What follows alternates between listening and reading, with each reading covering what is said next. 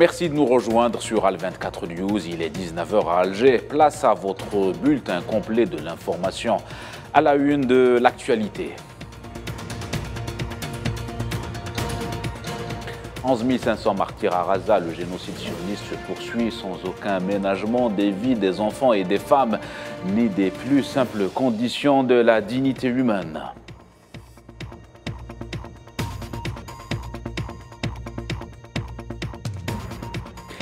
Et après l'avoir bombardé durant plusieurs jours, l'armée d'occupation lance un assaut sur l'hôpital Al-Shifa.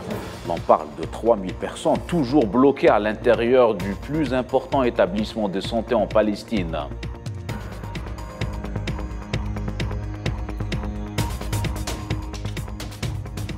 « 15 novembre 1988, 15 novembre 2023, 35 ans, jour pour jour, sont passés depuis la proclamation à Alger de la création de l'État de Palestine depuis l'Algérie. Retour sur cet événement dans l'édition de 19 h.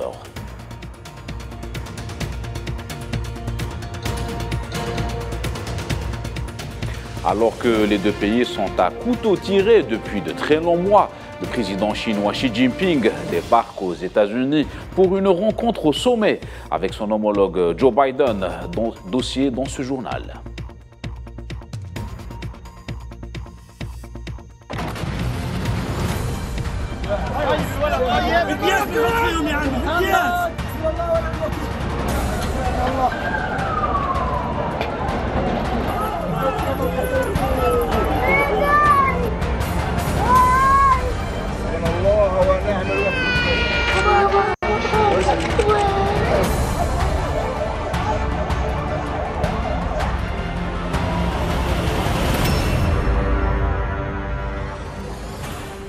Bienvenue à toutes et à tous. 40 jours d'agression sur la bande de Raza et à l'heure où je vous parle, le bilan a probablement dépassé les 11 500 martyrs, parmi eux 4 630 enfants et 3 130 femmes. Une nouvelle journée d'agression qui accentue la crise humanitaire autour de la bande de Raza. Plus de 200 familles sont prises au piège par les forces d'occupation qui a intensifié ses frappes sur le nord, le centre et le sud de Raza.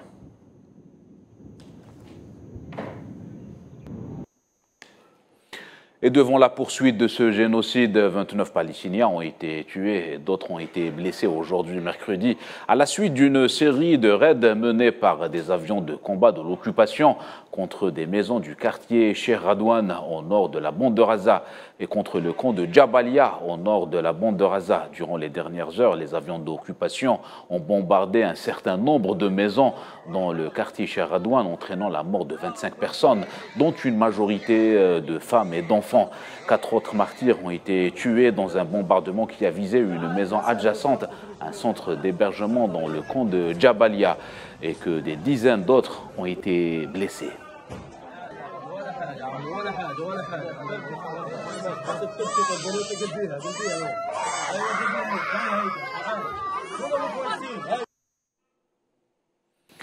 Et dans le sud de la bande de Raza, à Khan Younes, le ministère de l'Intérieur palestinien a affirmé le décès de 3 martyrs et plusieurs blessés après que les avions de guerre d'occupation ont ciblé la maison de la famille Fayyad à Karara, à l'est de Khan Younes, dans la bande de Raza.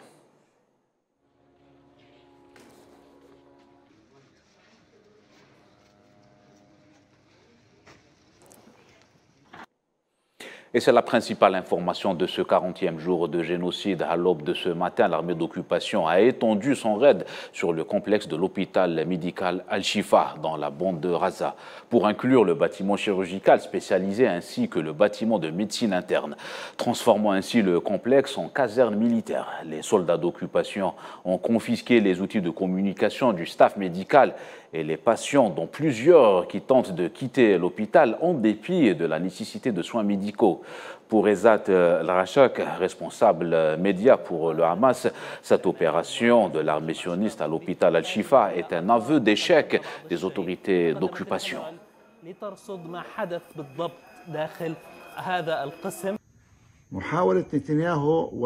La tentative de Netanyahou et de son armée vaincue de présenter l'incursion de leurs chars à l'hôpital Shifa comme s'il s'agissait d'une sorte d'exploit est une immaturité politique et un geste théâtral qui ne fonctionnera sur personne et personne ne le croira.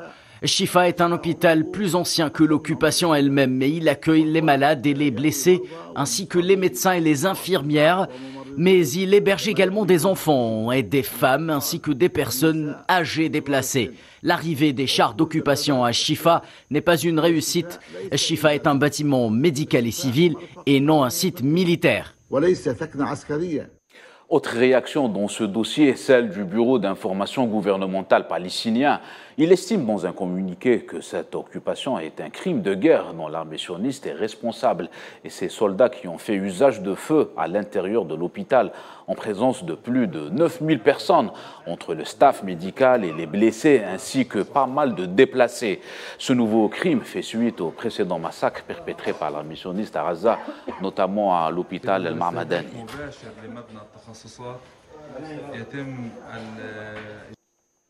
Justement, en évoquant la situation des hôpitaux à Gaza, 25 établissements sur les 35 du territoire assiégé sont désormais hors service. 35 cliniques sur les 72 sont en arrêt de fonction.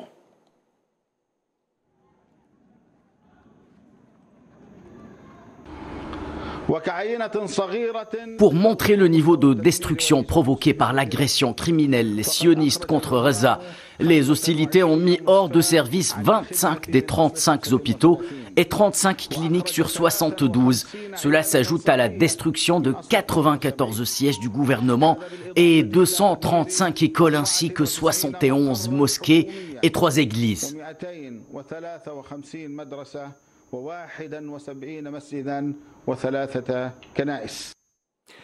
Et un exemple de l'atrocité de ce génocide qui perdure à Gaza, celui de Ahmed, un jeune enfant qui a perdu ses parents, mais aussi l'usage de ses jambes après un bombardement sioniste. Souhila Akilal revient sur l'histoire tragique de cet enfant palestinien. Il dit qu'il s'appelle Ahmed. Ce petit bonhomme de 4 ans émerge à peine. Dans son lit installé dans les couloirs de l'hôpital, il reprend petit à petit ses esprits après une lourde opération. Le petit Ahmed a dû être amputé des 2 membres inférieurs gravement touchés lors d'un bombardement sioniste. Cet enfant avait les membres inférieurs sectionnés. Nous avons dû l'opérer dans une salle d'accouchement. Nous avons procédé à l'amputation des membres inférieurs droit et gauche au-dessus des genoux. L'opération sur un enfant est difficile car il faut repérer l'emplacement de la veine, de l'artère et des nerfs, les isoler et les séparer, ce qui prend du temps. Pour l'heure, tout semble bien se passer.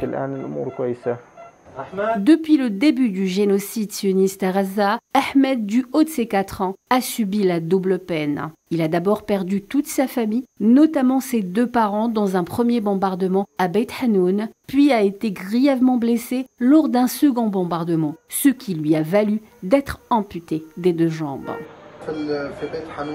Il a été victime d'un premier bombardement à Beit Hanoun. Il a perdu tous les membres de sa famille. Nous, ses oncles, nous l'avons accueilli.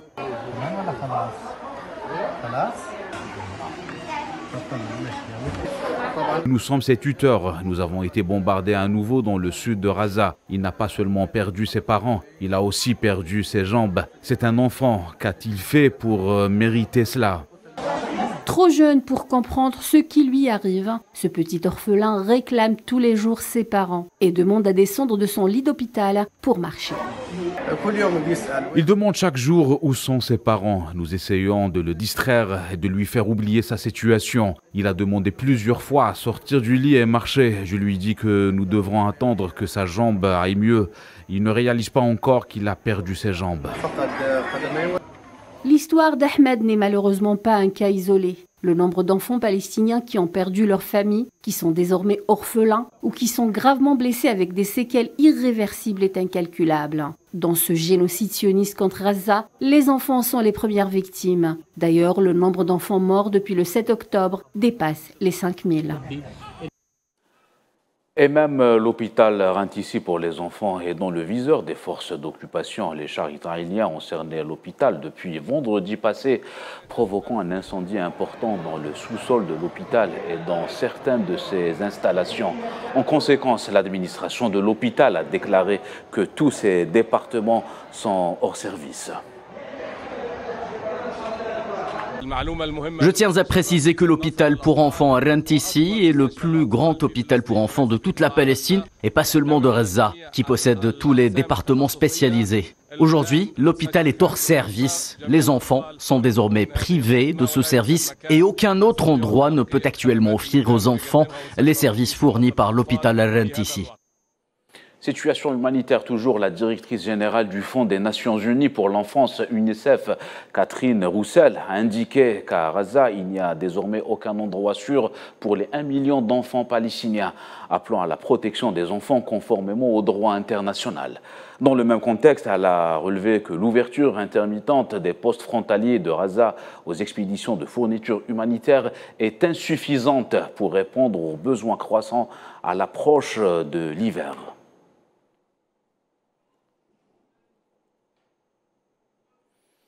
Et c'est dans ce contexte de génocide que le peuple palestinien commémore aujourd'hui le 35e anniversaire de la proclamation de l'État de Palestine. Comme un symbole, c'est à Alger qu'un certain 15 novembre 1988, le feu président palestinien Yasser Arafat et feu président algérien Chadli Ben Jdid l'ont annoncé au monde entier.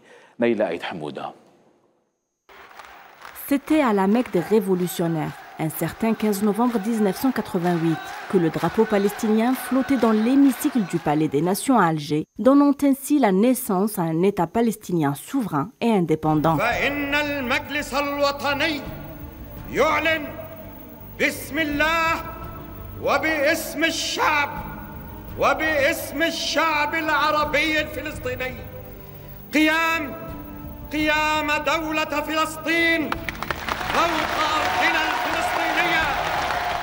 En tenue de révolutionnaire, le dirigeant historique Abou Ammar lançait un message au monde entier sur le droit légitime du peuple palestinien à travers les lignes d'un discours historique, un discours gravé dans la mémoire des Palestiniens et de la nation arabe.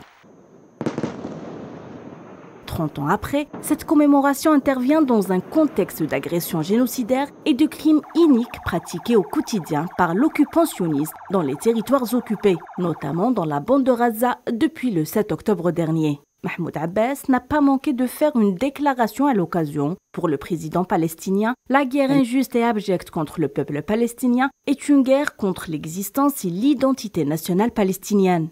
Ce qui se passe est une honte pour ceux qui soutiennent cette agression et lui assurent une couverture politique et militaire. Nous avons rejeté avec force et nous rejetterons toujours tous les projets qui visent à déplacer et à exiler notre peuple de sa patrie. La bande de Gaza fait partie intégrante du territoire de l'État de Palestine et fait partie de nos responsabilités nationales que nous ne pouvons pas abandonner. Le présent de la bande de Gaza est le même que celui de la Cisjordanie, y compris Al-Quds. L'Algérie a reconnu l'État de Palestine le même jour de la déclaration d'indépendance. Grâce au soutien indéfectible de l'Algérie et sa défense de la cause palestinienne pour le recouvrement des droits fondamentaux du peuple palestinien, la Palestine a été reconnue comme État observateur non membre aux Nations Unies, un statut obtenu en décembre 2012. Alger a été à l'origine de nombreux acquis obtenus en faveur de la cause palestinienne, à savoir la signature en octobre 2022 de la déclaration d'Alger ayant rassemblé les factions palestiniennes pour faire face à la division interne et faire face aux crimes sionistes et à l'injustice internationale dont souffre un peuple depuis 75 ans.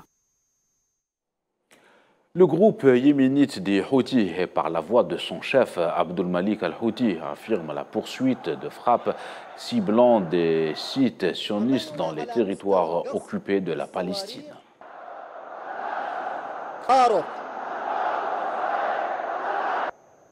ولكن مع ذلك لن يفلح. عملنا على مستوى القصف. Nous travaillons sur des frappes de missiles et de drones et cela va se poursuivre. Nos plans incluent des opérations supplémentaires ciblant toute cible sioniste en Palestine ou ailleurs. Nous n'hésiterons pas à le faire.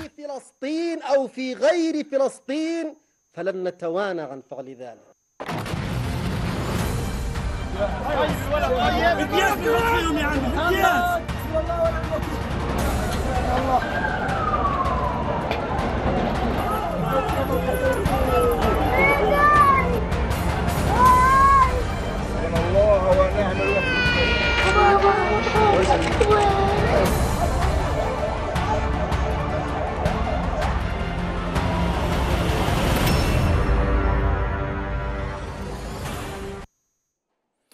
Dans le reste de l'actualité, le ministre des Affaires étrangères algérien Ahmed Attaf a participé mardi soir à une rencontre consultative sur le Conseil de sécurité dans le cadre de sa visite de travail au Royaume-Uni.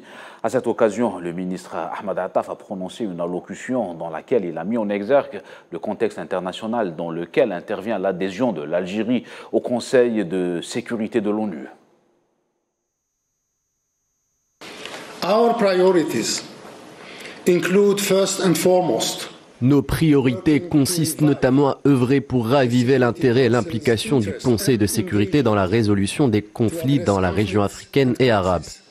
waging in the African and the Arab regions. En Afrique, la région du Sahel est devenue le foyer de la plus grande concentration au monde de foyers de conflits armés et de crises multidimensionnelles prolongées. Elle a également la stabilité politique résultant du récent retour de changements de gouvernement anticonstitutionnels dans la région arabe, la tragédie en cours dans les territoires palestiniens occupés, en particulier dans la bande de Gaza assiégée, constitue un horrible rappel de la nécessité urgente de traiter correctement la question palestinienne, conformément à la solution de deux États sur laquelle la communauté internationale s'est accordée il y a des décennies.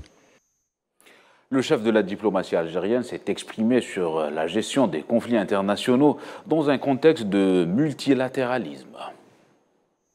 Algeria will strongly advocate for the need first.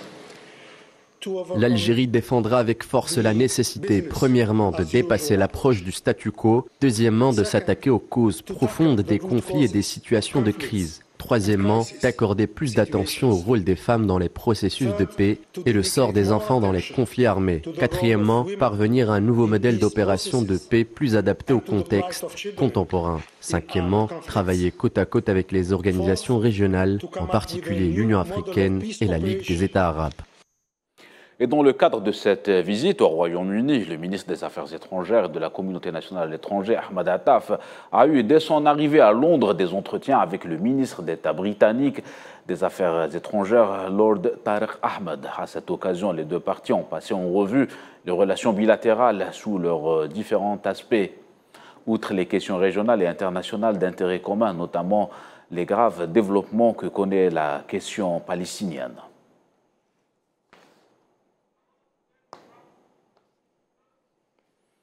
L'actualité en Algérie, les travaux des journées de l'entrepreneuriat se sont clôturés aujourd'hui à Alger, après plusieurs conférences consacrées à la promotion de la création d'entreprises, en particulier chez les jeunes. De nombreux porteurs de projets se sont retrouvés pour échanger des idées, des connaissances et des expériences différentes. Les projets de création d'entreprises vont du domaine de la santé à celui des énergies vertes. Par ailleurs, une nouvelle plateforme de mise en relation de la diaspora algérienne à l'étranger avec les talents résidents en Algérie sera bientôt mise en place.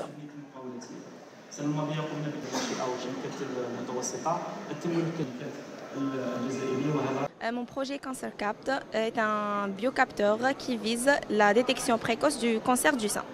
La nouveauté dans mon projet, c'est un dispositif électrochimique qui est indolore, non invasif, à un coût très abordable et très précis. Après commercialisation, Inch'Allah, on va le distribuer dans les centres de recherche, les labos d'analyse et même aux patientes directes. Donc Diaspora est une association qui vise à créer des passerelles entre la communauté établie à l'étranger et la communauté sur le territoire national, avec un seul et même objectif, un objectif commun, qui est le développement économique du pays.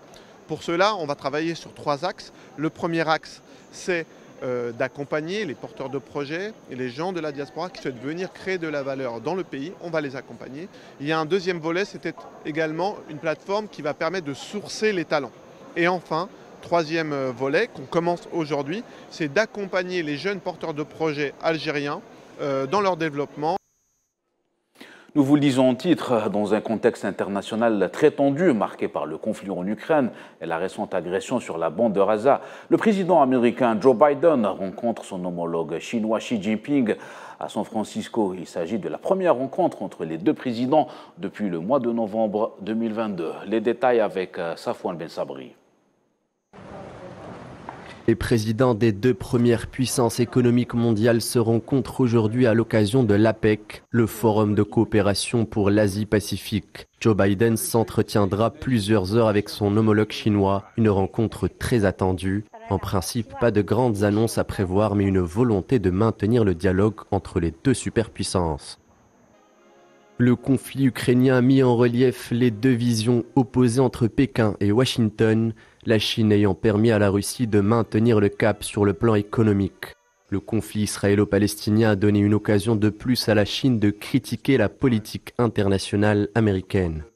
Avant le sommet, Joe Biden a pointé du doigt les failles structurelles de l'économie chinoise. Crise immobilière et vieillissement de la population ainsi que l'endettement symbolisent les principaux défis de l'empire du milieu.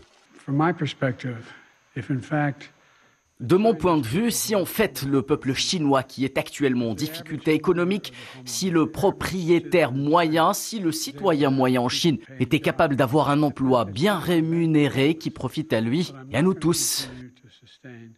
Avec un PIB de presque 18 000 milliards de dollars en 2022, la Chine se rapproche de plus en plus des États-Unis et leur PIB à 23,32 milliards de dollars. Certains économistes tablent sur 2035 pour voir la Chine devenir première puissance mondiale.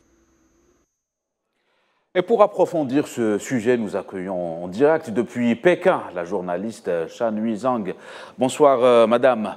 Alors, le contexte géopolitique entre la Chine et les États-Unis est caractérisé par une tension quasi permanente.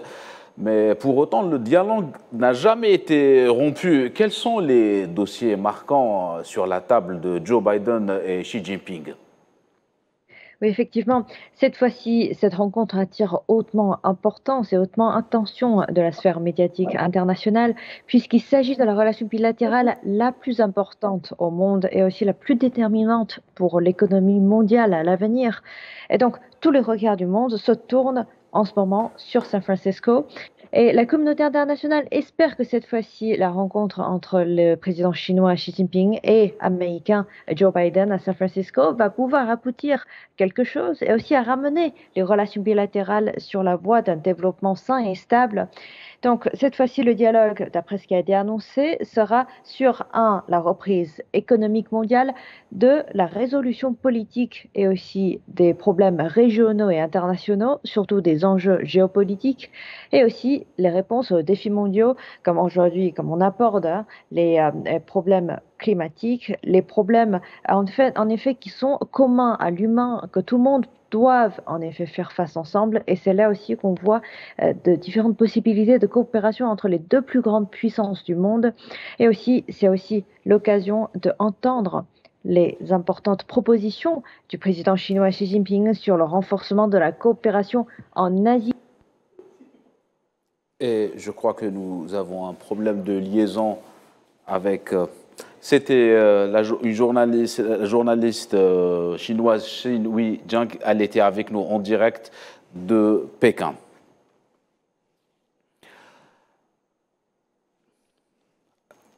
Actualité sportive maintenant à J-1 de la rencontre entre la sélection algérienne de football contre la Somalie à Alger pour le compte des éliminatoires de la Coupe du Monde 2026. Le sélectionneur algérien Jamal Belmadi a animé une conférence de presse à travers laquelle il est revenu sur l'enjeu de cette première affiche de match qualificatif pour le prochain mondial. Donc on estime qu'à ce moment-là, le résultat sera acquis. Il ne faudrait pas se tromper d'objectif et démarrer de la mauvaise des manières. On va respecter réellement cette équipe-là en termes de contre une équipe qui n'est pas peut-être, sans leur faire offense, mais la meilleure équipe d'Afrique. Donc il va falloir imposer son jeu, imposer le rythme que l'on veut mettre dans ce match-là. Et on va déjà partir sur une idée de gagner ce match-là, de prendre les 3 points. C'est avec le sport qu'on arrive à la fin de ce journal. L'actualité continue sur Al 24 News. Merci à vous de nous avoir suivis. Excellente soirée à tous.